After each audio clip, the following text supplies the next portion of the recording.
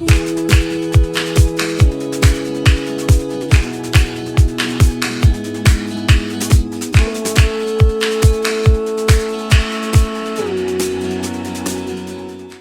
we are. In a room. A bunch of self-identifying young women. And allies, and non-binaries, and... In separate rooms, we should also say. Being women. You know how the women's song goes. We are strong. We are brave. We are born leaders. We are fierce. We are not to be underestimated. We are enough. We are beautiful. We are powerful. We are unstoppable. We are incredible. We are talented. We are... blah, blah, blah. We are flipping bored. There's not a chorus that could communicate our discontent sufficiently. We want to cause some mischief. We want to dance on bar tops, with or without tops on. We want to rob a bank and get away with it. So we wouldn't have to sit here day after day thinking about which grant to apply for, which job might last past the recession. We want to tear down the walls, hallways hiding hapless politicians, and just take over. Start over. Bulldoze their basicness into a renewable energy source to light up our new world. Alongside the raging fires that fuel us and burn us and drain us and char us. We may be enough, but we've had enough. We want to be criminals. We want to break every single law made to make life limp. Because look at who we have in Westminster. Look at who is taking the piss out of our laws. Nah, if that's how we have to rope to run things, we're game. We always have been. Women are not just mums and sisters and daughters. We are motherfuckers too. And we're coming for you. Sounds like a spam email. Hi, we are the bored women of the rooms. Hi, I'm Rosie. Hiya, I'm Morven. Hi, I'm Orla. My name's Brooke. Hello, I'm Molly. And we are joining you from our rooms in 2021. Rooms date back to at least 2200 BC. Excavations in Santorini have found early Minoan structures with clearly defined rooms. If you believe a tomb is a room. So basically, there's been a lot of rooms and a lot of women. An estimated 54 billion women have existed on this planet since the beginning of time. And there's around 3.5 billion women on this planet right now. And each of them goes into a room at some time. Even if it's not a room of one's own. Rooms have always had women in them. Imagine. There was probably never a room that a woman hasn't been inside. Even the ones they still aren't allowed inside, like some in London's Pall Mall members clubs. They probably still clean them, or deliver something to them, or pick someone up from one of them. Unless it is a whole guarded peninsula like Mount Athos in Greece, where there are thousands of rooms for thousands of men across hundreds of kilometres, but women are completely banned. The only women who have entered the Mount Athos Peninsula have done so illegally. Starving raiders during the Greek Civil War, who stole flocks that were allowed to roam there during the conflict. Dressing as a man got a few in, but that resulted in the maximum 12-month prison penalty that now exists for any other criminal woman who might try it. Criminal women in prison. Some of them not.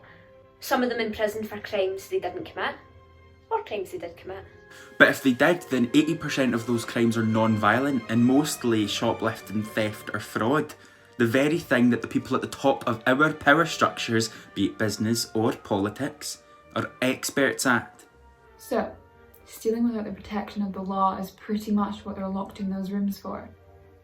Away from families and children and jobs and hobbies and loves.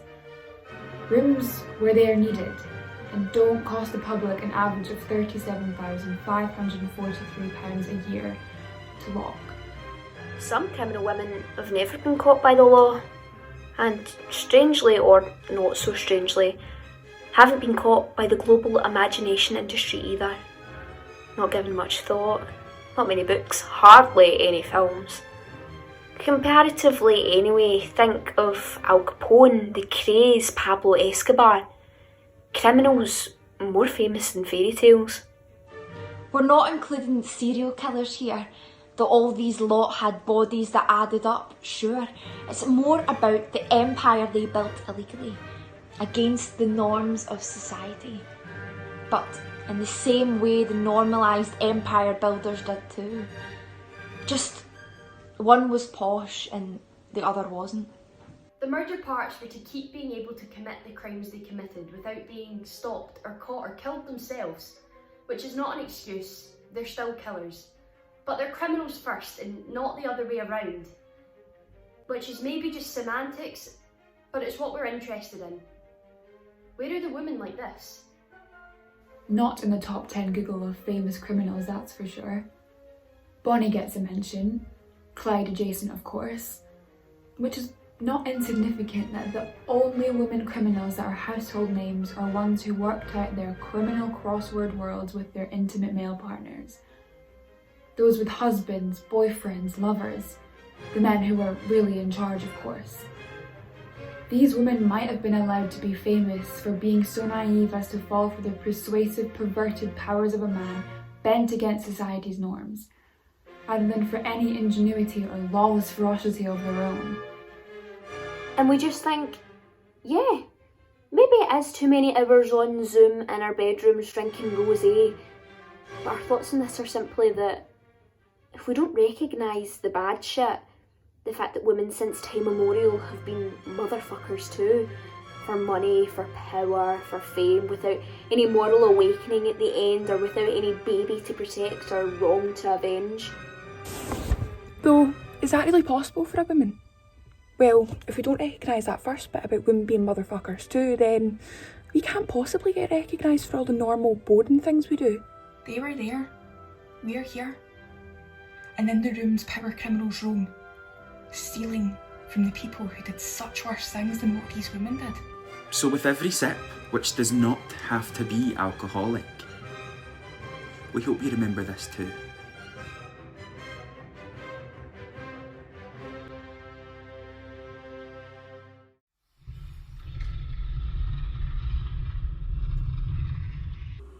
One metal chalice. Ancient Egypt, the place beer was invented. 200 ml brown ale. Is an ancient Egyptian woman called Nesmet, a leader of tomb robberies in the Valley of Kings in the 20th dynasty. 1 teaspoon of honey.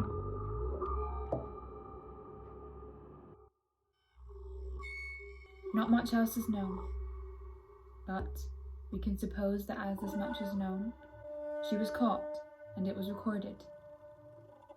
And perhaps she faced the same sentencing as other women who were caught for conspiracies against the powerful men who kept them in a harem, nose and ears cut off, or, as a special treat, invited to commit suicide. It was a time of minimal crime, supposedly. Or things considered crime now weren't then. Who can say? They did consider tomb raising the very worst crime, higher than murder even, to plunder the sacred resting room of the greats. So it is likely she faced death, decapitation, drowning, being burned alive. 50 ml extra smoky whiskey.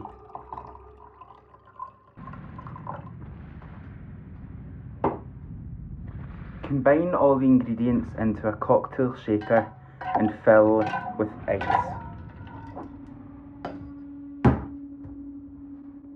Stir this mix gently for 10 seconds and then strain into the metal chalice. Before this though, Nesmet led the way. Through those limestone tombs, marble room after marble room, masterful at trickery, architecturally telepathic, unmapped mazes unfazing to her strong eyes and arms, holding a lamp in one, removing stone with another. to eventually, stealthily, successfully, steal the gold and emeralds of kings and queens. Until, of course, the day she got caught and recorded, allowing us to know this.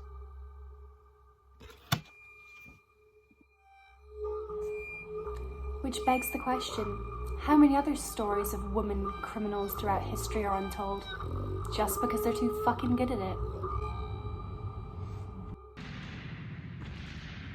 Plus, we could probably add all queens to the criminal category too, depending on your politics, which we don't have enough alcohol to discuss today, so nothing to fear. We'll leave them alone for now and allow time to judge and atone their ways of accumulating their wealth, whether it was stolen back by women like Nesmith or not. Bottoms up.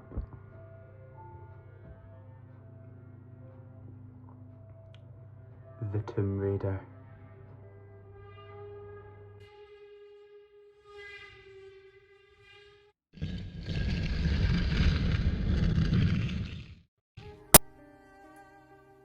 Madame Cheng. Cheng Shi, Madame Cheng, terrorised the China Seas in the 1800s. 2 drops of poppy seed tincture. She appeared in bit parts on screen, including Pirates of the Caribbean, but here she is solo, leading alone, just like she did back then, with 40,000 men, women and children under her unforgiving wing. The most successful pirate in the whole of history.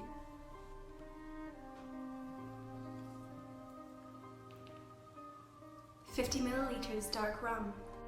And never caught. Fought the British, the Portuguese and the Qing dynasty. 3 peeled and de-stoned lychees. Her rules were strict and cruel, though pretty good it could be said. No pirate was to steal from villages that sold them supplies. Pirates who raped female captives were beheaded. Yes.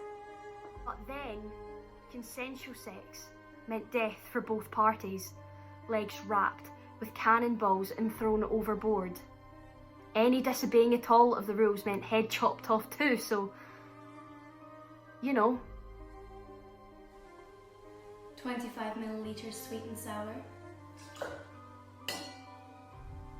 She started her career as a sex worker, and at 26 married a notorious pirate, had 2 kids. And when her husband died, 5 years later, took over the whole enterprise and expanded it to be the force only the Portuguese could eventually get to surrender years later. When Ching hung up her eye patch, opened a brothel, and married her adopted son, having 2 more kids with him in her 40s. We've been told so many lies, haven't we? 25 millilitres of cherry brandy. Shake with ice. Strain into a martini glass. Garnish with lime. What did she do with all that money? Made on the back of beheaded necks and young girls having sex with whoever could pay? She must have made sure she gave plenty of it to her family. They were all around her bed while she died, crying. Crying for this criminal woman. Their mother. Their friend. What would they spend it on? This is a strong one. Ching cherry martini.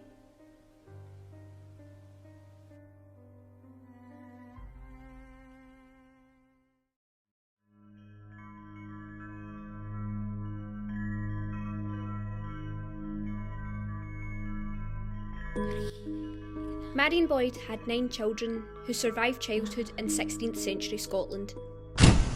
So that was pretty good going. Maybe she thought it was luck. Or maybe she thought it was the double power. A Protestant prayer from her husband, James Hamilton, 2nd Earl of Abercorn, who did a lot of Irish colonising for King James and her own Roman Catholic council. Unusual pairing for the time, and perhaps this is why. as thanks to the 9 surviving, she promised her priests she'd raise her kids Catholic.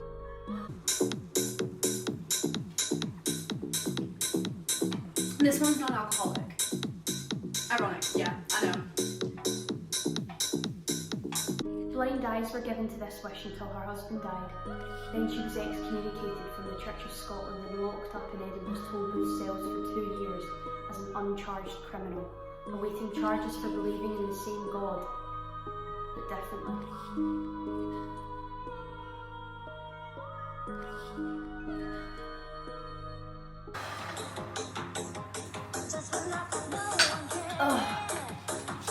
Take your time to make your own Ironbrew simple syrup. I'm taking a whole can of Ironbrew and pouring it into a pot. Warming it through on the stove until it hits a syrup consistency. And then chill. It took 2 years for the laws to decide there wasn't a charge to be made, and the cells were needed for witches and whatnot. So, she was put on a house arrest at her home in East Lothian to make sure she didn't sneak out to meet any Catholic priests, who'd kept things under wraps but were not under house arrest themselves. She died soon after she'd arrived. A criminal woman without being charged with a crime. Detention without trial. It's still under age right now, of course. I hope for that time Marion couldn't leave the house, she found a room with a window, overlooking the green slopes and spotted orchids of Duntarvie.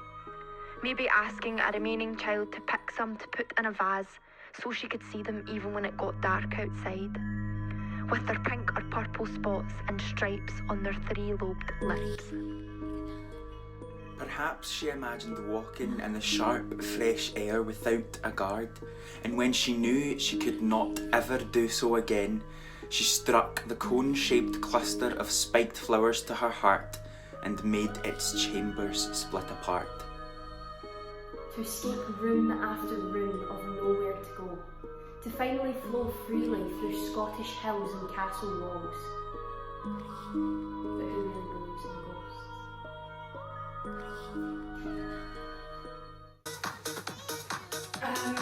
So you shake the shot of ginger and lemongrass cordial and half the Ironbrew simple syrup over ice.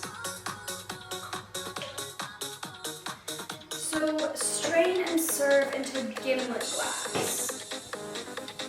Marion's mocktail. This might be one of your 5 a day.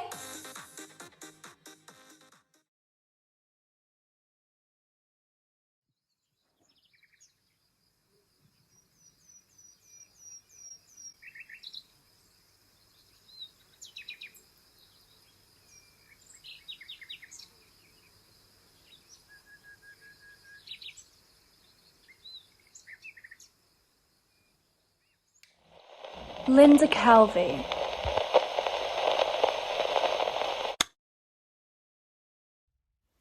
So, finally, death. The Black Widow, as Linda Calvey has been nicknamed. 75 millilitres of black vodka. East London born and bred, a loving 1950s Stepney childhood, working in the Roman Road markets, selling wigs with her mother, till she fell in love with a bank robber. Married him, and lived happily till Linda was tipped into getaway driving after her husband was shot dead by police after a botched bank robbery job. And soon after, she was the one with the guns out, doing the getting, not just the getting away. Plenty of ice. Vodka, lime and soda was her favourite drink after a hard day at work. 5 millilitres fresh lime juice. Bursting through heavy doors, this man's bags filled with cash and rings and all things sellable. 1 teaspoon of edible pearl dust. She says it better in her book, written this year, after 18 and a half years in a prison cell for murdering her then husband, allegedly. 5 millilitres of simple syrup. Shake all of the ingredients together.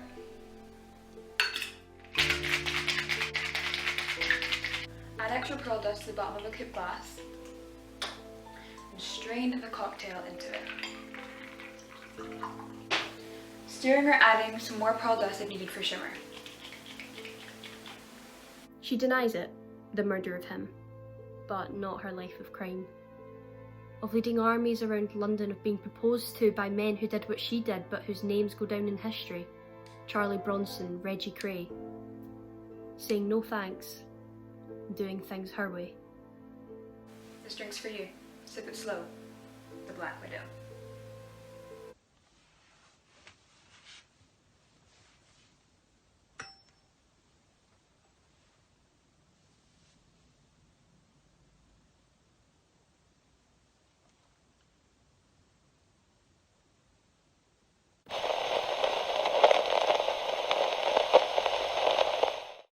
Still in our rooms, still unsure of what we really can do that is a crime, or not really a crime in the eyes of ethics, only politics, or a crime that would get some of us punished and others of us celebrated. Yep. But at least now we're a bit pissed or high on halal fizzy Haribo, or the meditative melodies of proper green tea. Whatever's your fix, your thing. A bored woman in a room gazes on other women, doomed by the sort of world we say we don't want. Yeah, we still build. Who were mostly, except our Scot, obviously, not very nice women. I mean, if you add everything up, but whoever does, it's confusing as fuck. But we've still got stuff to celebrate, right? Like learning to lace your own corset. I'm about to leave high school and go on a gap year and do whatever I want, if COVID allows. I decorated my entire room during the pandemic, and now I'm leaving in September to go to uni. I bought my first car. In lockdown, I learned how to play the guitar. I'm still really bad at it, but at least I can say I can play it now. We're strong. We are brave. We are fierce. We are not to be underestimated. We are enough. We're beautiful. We are powerful. We are unstoppable. We are talented. And so we celebrate through the confusion to find our way through to some sort of truth. We hope we told it how we could. Pass it on. Salanjivar! The end.